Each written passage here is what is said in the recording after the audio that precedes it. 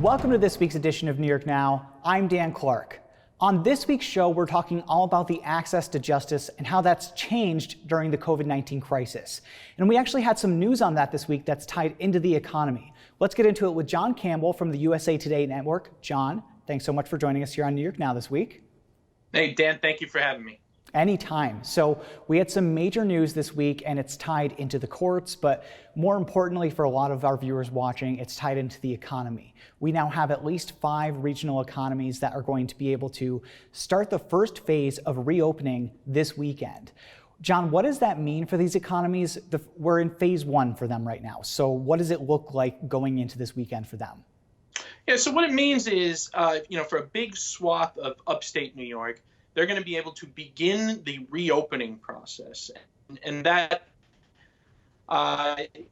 it sounds as though, like, perhaps, you can just open your doors and be ready to go there. But it's more complicated than that. This is phase 1, which means that construction businesses, manufacturing businesses, supply chain businesses, and retail stores can resume in-person operations. Retail stores, however, will only be able to allow curbside pickup. And under the state's program, under Governor Cuomo's plan here, that phase will stay in place for at least 2 weeks as the state continues to monitor the COVID-19 rate in those particular regions. It's possible they could slow that down, speed that up going forward, but for 2 weeks, that's what's going to be open in those regions before you start to expand to in-person retail operations and more businesses in phase 2, 3, and 4.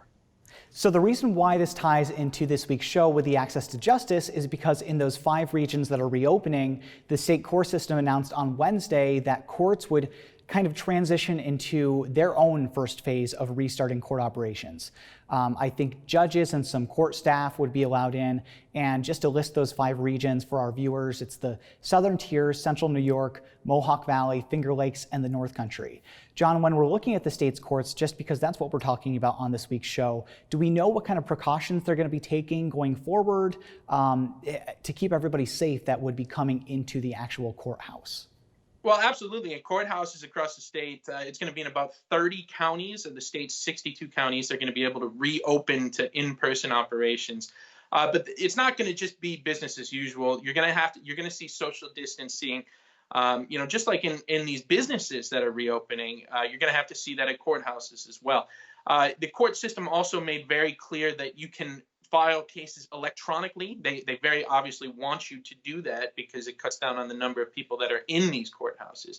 But it's a big step. These courthouses, court operations never totally shut down, but they were very limited to in-person operations.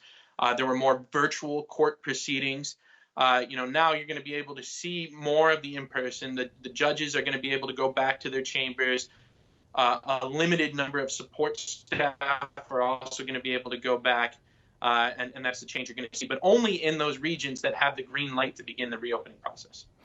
So, John, we have 5 regions that are ready to reopen. We have 5 that are not ready to reopen. Do we know what the hang-up is in those regions generally? I know that they're all different, but is it a matter of hospitalizations? Is it a matter of testing? Do we see a pattern here, or is it kind of all over the place? If you look at a region like the Capital Region, they were very, very close to reopening. They had met 6 of the 7 criteria, but then they had a major setback yesterday, Thursday, when the state's data came out, and their hospitalizations had increased just a little bit. But it was enough to derail 14 straight days of decline on a 3-day rolling average in hospitalizations, and it sent them back to square one. That means theoretically they're at least 14 days from starting the reopening process. In other areas, Central New York, they were very close on testing capacity. They finally got up over the hump on Friday, and they did get the green light to reopen. All right, well, we will leave it there. John Campbell from the USA Today Network, thanks for being here on New York Now to start the show this week. Thank you for having me.